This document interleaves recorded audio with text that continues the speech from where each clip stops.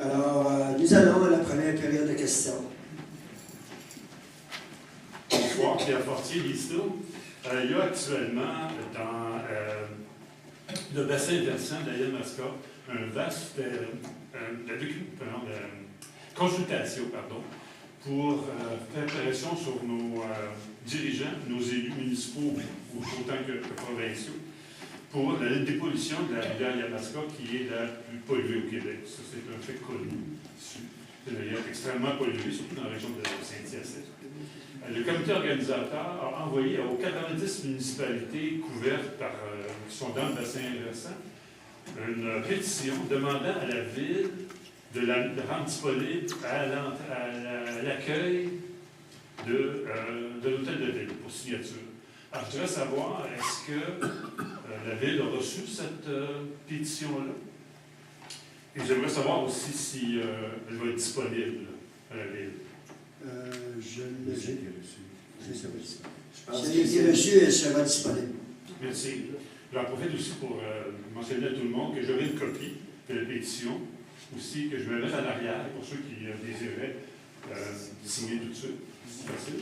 Et aussi, j'en profite pour mentionner aux gens que s'ils veulent d'avoir plus d'informations, beaucoup d'informations sur le site des États généraux de la Yamaska, ça s'appelle urgence-yamaska.net. Il y a énormément d'informations. Merci. Merci, monsieur. Monsieur Fortier, il y a déjà des gens qui ont signé la copie qui sont à l'hôtel de ville. Mark Pelletier, Knowlton. After a survey I did, I would like to propose that the council consider removing the rule and associated sanctions which prohibit residents in urban town of Rome Lake from cutting trees for whatever reasons. Allow me to present a few results of the survey which I made, and the examples I'm giving or the content is something I personally witnessed. When I asked the president of the duck farm why he was selling his house on Grove, he angrily replied that he lost his privacy given that a neighbor had cut down wonderful trees without justification. He said he could not stay in that same energy. When I asked a lakeside resident how he came to have such a wonderful view, he said he cut many trees along the footpath and on the lake. When the town obliged him to replant 85 trees, he obliged, and he got a nice official thank you. What the town never knew is that he told the landscaper that if a single tree survives, he will not be paid. I assure you, not a tree survived. When I asked the gentleman in Bonneville who wrote an article and why he wrote an article in the local paper about cutting down trees, he said he was so upset the town would not sanction his neighbor.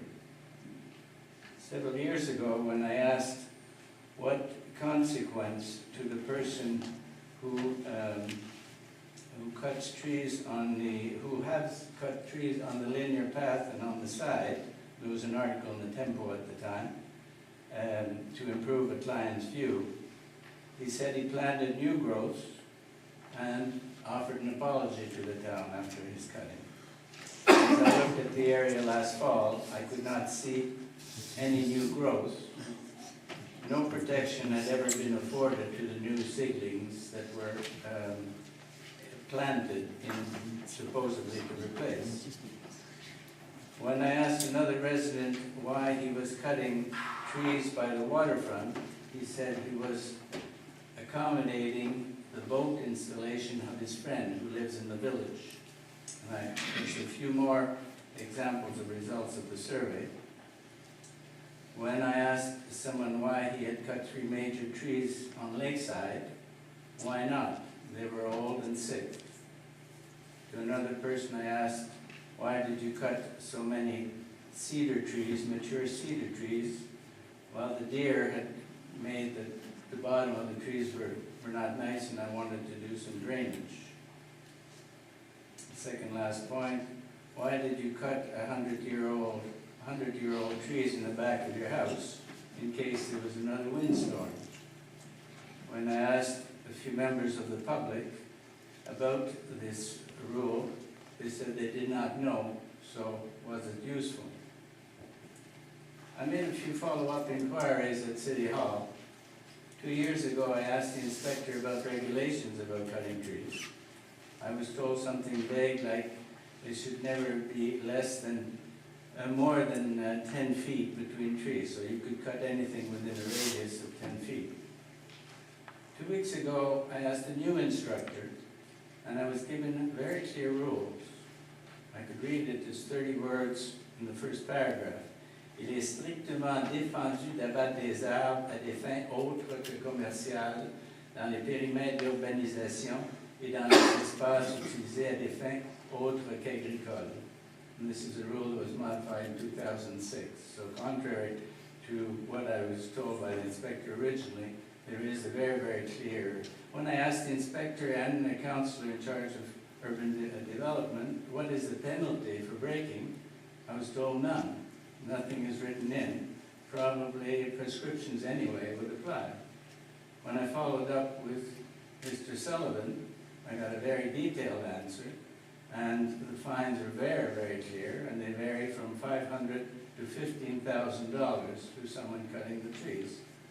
Finally, I asked a local lawyer who specialized in municipal affairs, and he said there is prescription only after 1 year of the town learning of the cutting. So many of the cuttings I'm referring to here, the town is learning for the first time and therefore could apply. So in my mind, the only possible conclusion, the rule serves no purpose, and maybe you would I'd like to propose we abolish it.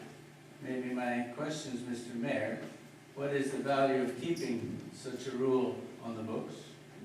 Why not scrap it if no one knows about it or does not take it into account? If you recommend keeping it, under what conditions should someone be sanctioned? I'd appreciate your input, please. Well, we are faced with this situation with a number of rules. We have an example, the pool is one of them. We have rules where historically we did not have the means to enforce. The big question is, when we don't have the means to enforce a rule, should we pass that rule or maintain that rule, is a very good question. And we're tackling with that right now. We haven't gone around all the rules. As we are made aware of these issues, we put them on the agenda and we come up with a conclusion, and I presume that's going to happen to the cutting wood, cutting rule. Basically, would you support keeping the rule or about cutting trees, or would you I think in the urban sector, there's no question that we have to protect trees, because we may lose some interesting part of the landscape. And if it takes 150 years to correct it, I think there has to be a good fine. That's my opinion. But if the rule appears to be good, it's the enforcement that is the issue. In the 2013 budget, we added 2 bodies to the territory management group. One of them is 100% inspection. Maybe that will change those situations. Do you recommend the citizens mention when there is a problem? If there's not enough inspectors to go around. Sure, absolutely. Yeah. Absolutely, and I think we have a line that the citizens can contact us on the weekend, Okay. and we can get involved with it. So, Kusha, I have a citizen who's done it 10 times. Who should you suggest I contact? Well, from there to go back, after some citizens who have cut I'm trees, saying it's still in the prescription period. I can understand, from a Still in legal the- standpoint, we can do it. On the other hand, you can understand that if we do it for one, we should do it for everyone that we know of. And that may end up being very costly, and that will not replace the trees.